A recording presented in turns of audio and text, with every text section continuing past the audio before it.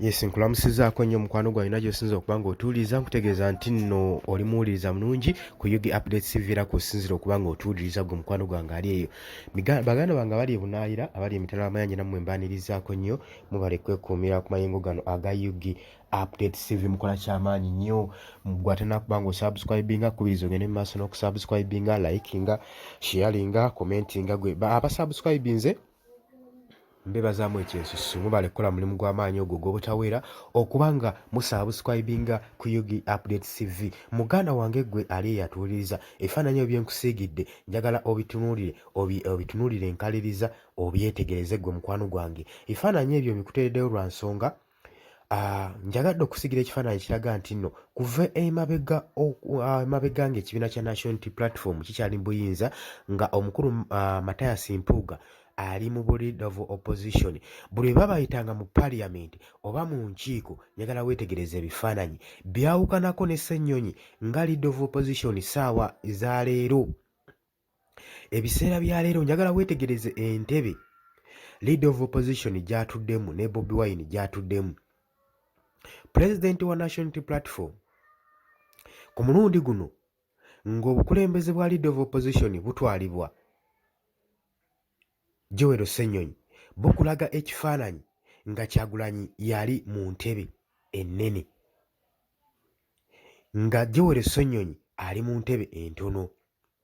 Wano we mba nkulaga obukulembeze bw'emabega ng'obwa leader of opposition butwalibwa Mathias Mpuuga, kikulaga nti Mathias Mpuuga yali mu ntebe ennene, omukulembeze w'ekibiina kya National Unity Platform Robert Kyagulanyi Ssentamu ng'atudde mu katebe akatono. Kikulaga ki?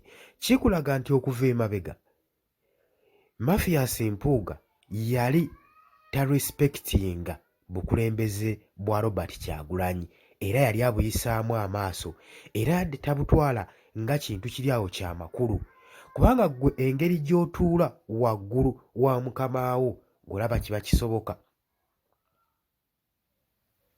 Nkulaze ebifaananyi bino nga njagala nkulage obukulembeze obwaliwo mu biseera biri ne buno obuliwo kati.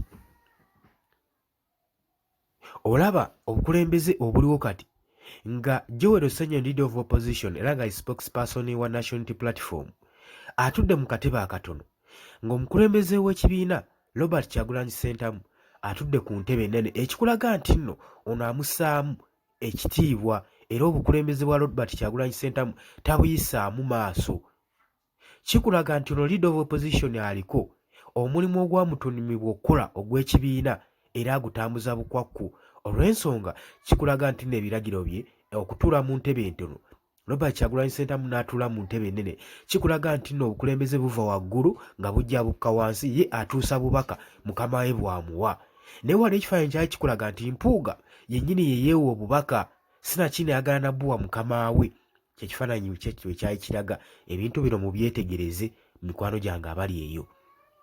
So njagadde okibasiigira buli muntu okube mu ttooki otegeere nti nno kati temwewuunya nnyo okubanga Mathias Mpuuga ataakinga ekibiina kya National Unity Platform kyakola Robert Kyagulanyi Ssentamu kuva dda nga tarespektinga bukulembeze bwa Nuupu.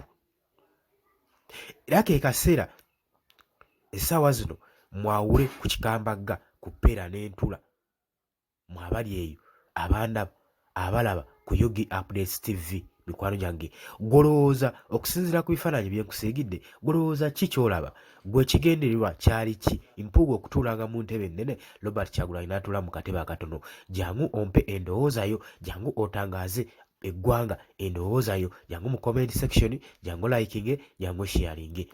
Watandika kuba ng'osubscribinga nawe ekkubirizo ogende mu maaso n'okuba ng'osubscribinga osharinge. Baganda bange abali e Bunaayira, abali e Kenya, Qatar, Dubai, Oman, Saudi Arabia, abali South Africa nammwe mbalamusizaako nnyo mwebale kwekumira ku mayengo gano aga Yugi Updates TV. Mukola kyamaanyi nnyo baganda bange. Bategeeza nti nno mubadde bawuliriza balungi temuva ku Yugi Updates TV. Tubaagala nnyo.